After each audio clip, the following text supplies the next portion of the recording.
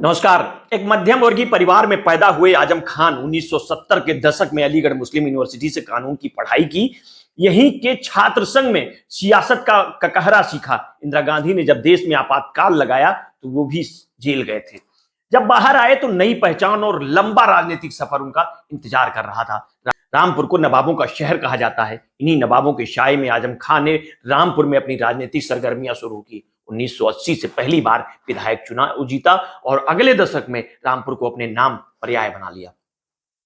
रामपुर शहर पर आज उनकी छाप ऐसी है कि लोगों की जुबान और जगह जगह लगे शिलान्यास के पत्थरों पर उनका ही नाम नजर आता है। बीबीसी की एक रिपोर्ट के अनुसार रामपुर में उन पर 78 से ज्यादा मुकदमे दर्ज हैं। उन पर लोगों को हड़काने, डराने, धमकाने, जमीनों पर कब्जा करने से लेकर भैंस और किताब चोरी तक के आरोप लगे हुए हैं। आजम खान सभी आरोपों से सिरे से खारिज करते हुए उन्हें राजनीतिक साजिश का नतीजा बताते हैं। ये अलग बात है कि जिस रामपुर में आजम खान इस रौब से चलते हैं कि शासन प्रशासन उनके सामने झुक कर नजर आता था, उसी रामपुर में अब वो अपने राजनीतिक अस्तित्व और शाख को बचाने के लिए संघर्ष कर रहे हैं। आजम खान बातों के धनी हैं। वो प्रधानमंत्री को वजीरे आजम और दिल्ली का बादशाह बुलाते हैं। कभी सहयोगी रही और अब राजनीतिक विरोधी बन चुकी फिल्म अभिनेत्री जयाप्रदा को वो इस अंदाज में रक्कासा कहते हैं कि सुनने वालों को ये नहीं लगता कि उन्हें नाचने वाली कह रहे हैं, जबकि उनका मतलब वही होता है। उनके पास शब्दों के तंज पिरोने का एक ऐसा हुनर है, उनके चाहने वाले सुनकर वाह वाह करने लगते हैं। और जो उनके निशाने पर होते हैं वो बिलबिला के टीवी इंटरव्यू में आजम खान ने कहा था, मुझे बोलने का फन आता है, जिससे मिलता हूं अपना बना लेता हूं। आजम खान का शाब्दिक अर्थ महान होता है। उन्हें महान नेता न सही लेकिन महान वक्ताओं का तो कहा ही जा सकता है। बयानबाजी की कला, जमीनी मुद्दों की समझ और गरीबों की राजनीति ने उन्हें सत्ता में वो जगह दी जहां से कानून और शासन को वो अपने हिसाब से चला सकते थे। रामपुर की राजनीति और इतिहास में दिलचस्पी रखने वाले सर्जन डॉक्टर शाहिद महमूद उनकी कामयाबी का श्रेय उनकी मास अपील को देते हैं। वो कहते हैं आजम खान रामपुर की मोदी हैं। उनके पास तथ्यों को अपनी सहूलियत के हिसाब से पेश करने की कला है। उन्होंने यहाँ नवाब परिवार के खिलाफ लगातार बोल बोलकर जन समर्थन हासिल किया है और यहाँ की राजनीति से नवाब परिवार को हटाकर खुद काबिज हो गए हैं। वो कहते हैं कि आजम की कामयाबी की बड़ी वजह जनता की भावनाओं पर उनकी पकड़ है। रामपुर में एक बड़ा तबका ऐसा भी है जो पढ़ा लिखा नहीं था और जिसके पास रोजगार भी नहीं था।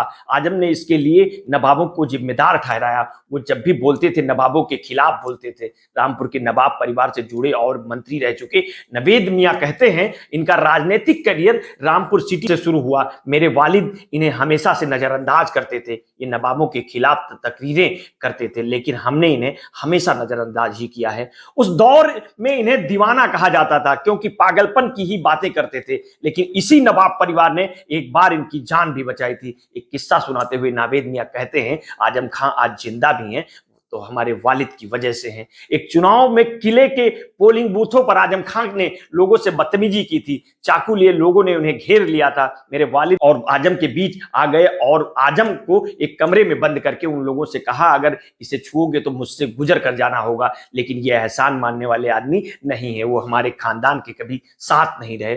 जब लोकसभा और विधानसभा चुनाव एक साथ होते हैं तो हमारे वालिद कह देते थे कि लोगों से कि छोटा वोट दीवाने को दे दो। शाहिद महमूद कहते हैं, आजम ने शुरू से ही गरीबों और मजदूरों के बीच जगह बनाई। उन्होंने रामपुर की टेक्सटाइल मिलों में काम करने वाले मजदूरों को आंदोलित किया, हड़तालें कराई। यहाँ की फैक्ट्रियों को बंद करवाने में आजम का बड़ा हाथ है।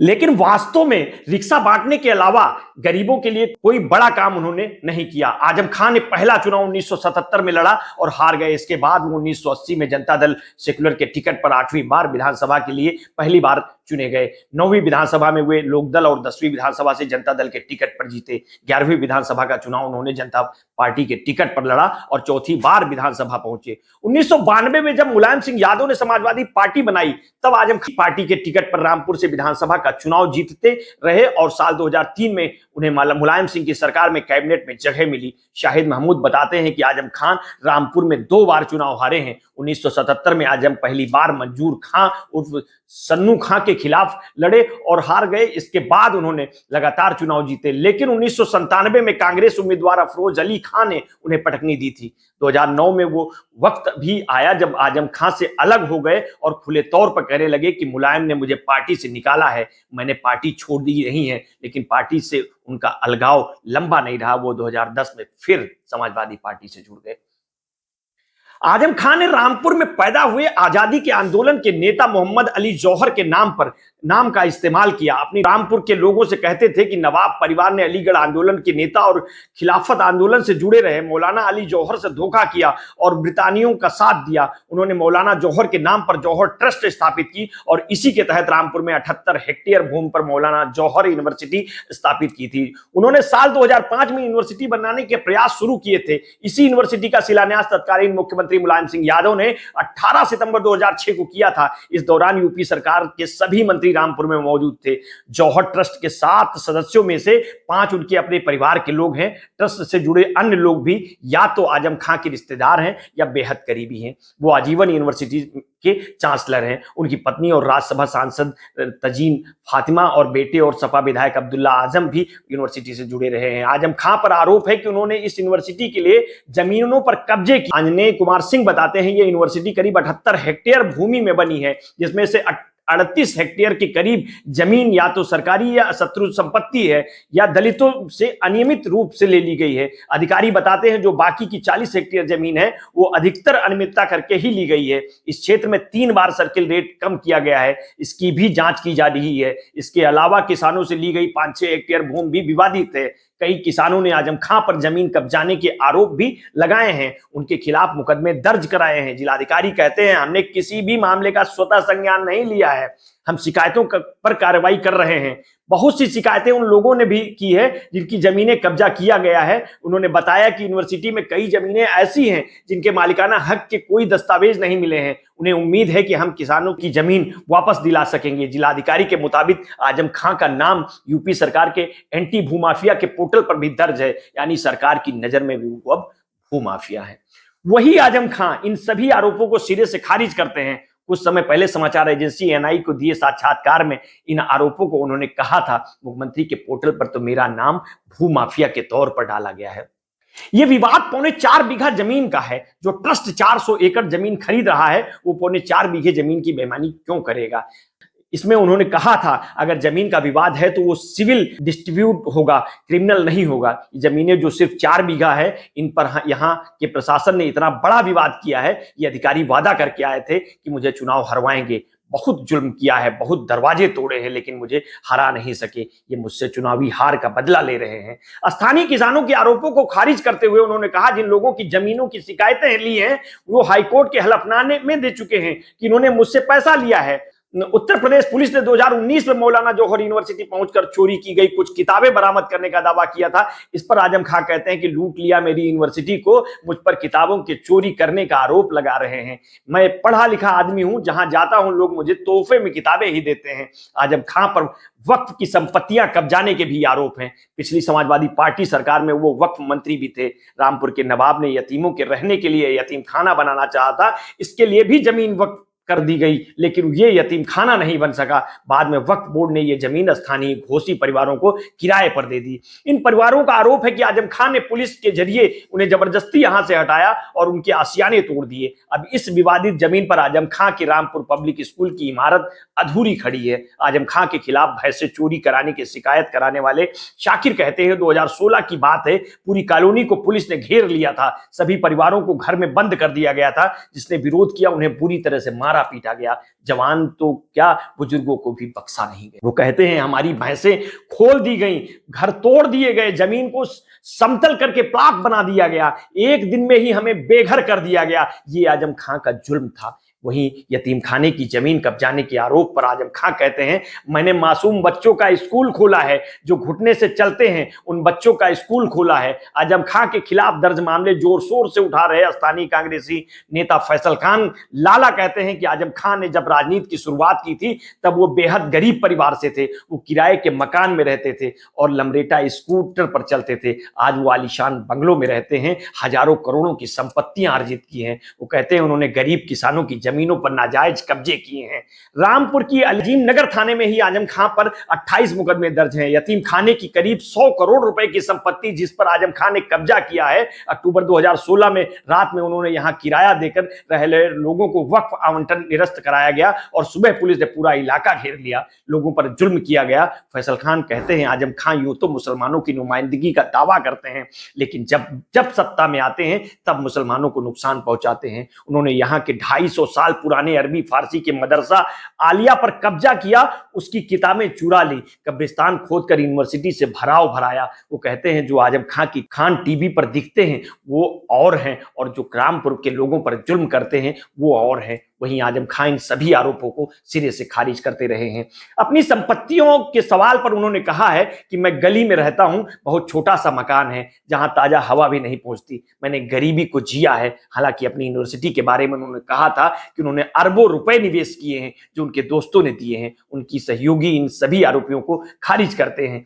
आजम खां उसी रामपुर से सांसद रहे जहां भारत में मुसलमानों के सबसे बड़े नेता माने जाने वाले मौलाना अब्दुल कलाम आजाद ने अपना पहला चुनाव जीता था। मीडिया ने आजम खां की बयानबाजी को खूब सुर्खियां बनाया है और एक बड़े मुसलमान नेता के तौर पर उन्हें स्थापित किया है। जेल में बंद रहते हुए आजम खां ने सांसदी छोड़कर 2022 में विधायकी का चुनाव लड़ा और जीता। शब्दों के खेल में माहिर आजम खां समझ गए हैं कि वो जितना मीडिया में दिखेंगे उतना ही मुसलमान नेता के तौर पर उनकी पहचान पुख्ता होगी। बाबरी मस्जिद, 3 तलाक, पाकिस्तान या मुसलमानों से जुड़ा कोई भी मुद्दा हो, आजम खां खुलकर बोलते हैं और ऐसा बोलते हैं कि सुनने वाले सुनते हैं। आज आजम खां सांप्रदायिक राजनीति के एक छोर पर खड़े हैं नजर आते हैं, जहां उनकी मुसलमान पहचान के पीछे उनकी राजनीतिक और व्यक्तिगत का हर दूसरा पहलू छुप जाता है। अगर उनके बयानों पर रोशनी डालें तो ये कहना भी गलत नहीं होगा कि अपनी हुई पहचान उन्होंने खुद ही गढ़ी है। एक होशियार राजनेता के तौर पर वो जाने जाते हैं। आधी से अधिक मुसलमान आबादी वाले शहर में ये पहचान ही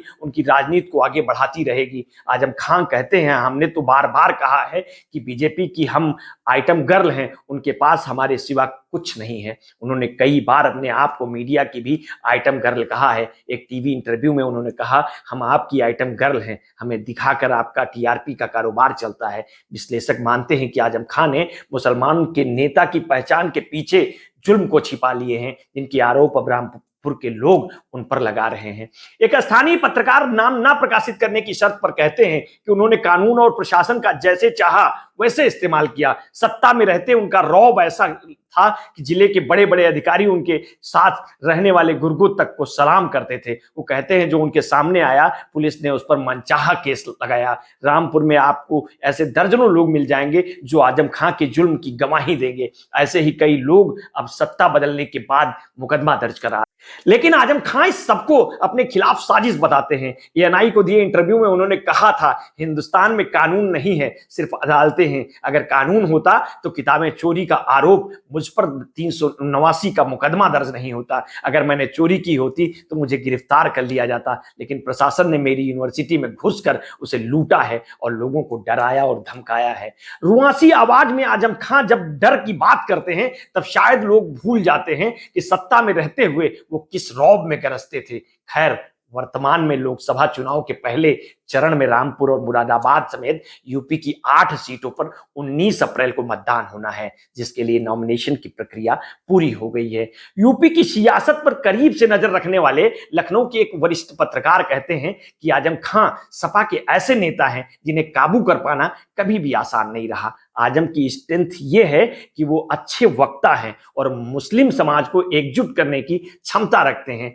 मुस्लिम यादव वोट वेस्ट वाली पार्टी है, पुराने और आजमाए हुए मुस्लिम चेहरे हैं। चुनावी मौसम में अखिलेश क्या किसी पार्टी का मुखिया नहीं चाहेगा कि कोई नेता कार्यकर्ता नाराज हो। मुस्लिम वोट पर आजम खां का होल्ड वैसा ही नहीं रहा जैसा कभी था, लेकिन चुनावी मौसम होने की वजह से अखिलेश मान मनोबल की कोशिश करते दिख रहे हैं। समाजवादी पार्टी में सियासी घमासान मचा है। मुरादाबाद में सपा से पहले एसटी हसन ने नामांकन पत्र दाखिल किया था। हसन के नॉमिनेशन के बाद रुचि वीरा ने भी सपा के सिंबल पर पर्चा भर दिया। वहीं रामपुर में सपा जिला यूनिट ने पहले आजम खां के पत्र का हवाला देते हुए चुनाव का बहिष्कार का ऐलान किया और फिर पार्टी के अधिकृत उम्मीदवार दिल्ली के पार्लियामेंट के स्ट्रीट स्थित मस्जिद के इमाम मुहिबुल्लाह के बाद आसिम रजा ने भी नामिनेशन दाखिल कर दिया। एसटी हसन अपना नामांकन वापस लेने को तैयार हैं, तो वो आसिम रजा का नामिनेशन जांच के बाद निरस्त हो गया।